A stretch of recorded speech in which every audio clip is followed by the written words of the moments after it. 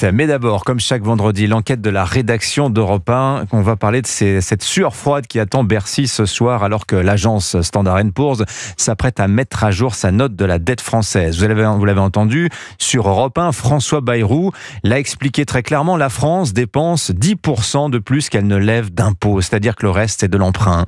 Donc de la dette qui s'accumule, 3300 milliards d'euros au dernier relevé de compteur. Comment sortir de cette spirale? Bonjour Olivier Babot. Bonjour Dimitri, bonjour à tous. Vous êtes notre éditorialiste éco, signature Europe 1. On va passer en revue avec vous les différentes pistes qui sont sur la table. Commençons par celle qui a pour l'heure les faveurs et du Premier ministre et d'Emmanuel Macron.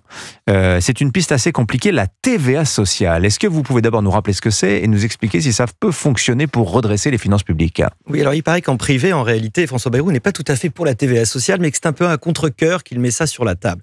Alors la prestation sociale, la TVA sociale, c'est une super solution, mais ce n'est pas une solution pour réduire le déficit.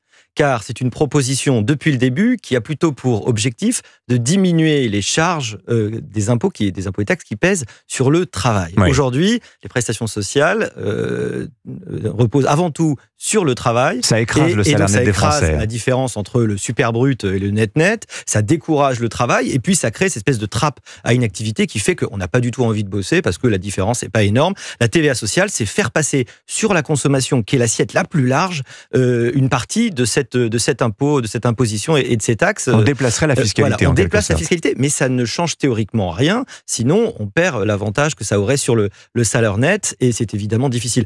Politiquement, je peux vous l'annoncer dès maintenant, ça n'aura pas lieu. C'est absolument infaisable puisque la TVA a extrêmement mauvaise presse. C'est censé être un impôt, dénoncé, même si ça peut se discuter, un impôt extrêmement injuste et qui va peser d'abord sur les plus modestes. Donc je ne vois absolument pas les conditions politiques pour que ça se fasse. Alors, autre piste, elle, qui est poussée par la gauche, historiquement depuis longtemps, plus taxer les riches, notamment les héritages. Olivier Babot, on en a parlé cette semaine avec Agnès Verdier-Molinier. Alors, j'ai bien peur que l'une des solutions est quoi? On passera forcément par une augmentation à nouveau de l'imposition. L'imposition, sur le revenu, c'est déjà quoi? 45% des gens qui le payent, c'est déjà les plus riches. C'est déjà extrêmement concentré. 75% des recettes de l'impôt sur le revenu, c'est 10% des gens, des ménages. C'est déjà très très concentré. On a déjà une imposition très forte. On a déjà eu un effort énorme en 2025. Il faut s'en souvenir. On a taxé de 10 milliards les très riches et les grandes entreprises. 2 milliards pour les très riches et 8 milliards pour les grandes entreprises environ. Alors c'est ponctuel, mais probablement ça va être refait en 2006 parce qu'on a vraiment besoin de cet argent. On a besoin de gagner 40 milliards plus si on supprime les 10 milliards qu'on a fait comme effort cette année. Donc en fait ça a déjà commencé. Taxer les riches, merci pour eux, ça a déjà commencé. On a déjà, d'ailleurs les taxes sur les plus riches qui sont parmi les plus grandes dans le monde, sur les frais de succession d'ailleurs, ils sont aussi extrêmement importants par rapport aux autres. Donc en réalité ça a déjà lieu, mais ça va probablement continuer à s'alourdir. Donc très rapidement, les pistes les plus sérieuses selon vous? La piste la plus sérieuse dont on parle dans les couloirs, en fait ce serait à la fois douloureux mais le moins douloureux. On ne revaloriserait pas au moins une année, peut-être même 2 années, les prestations sociales. Les prestations sociales, c'est 30% du PIB. On est le pays au monde qui a le plus de redistribution sociale.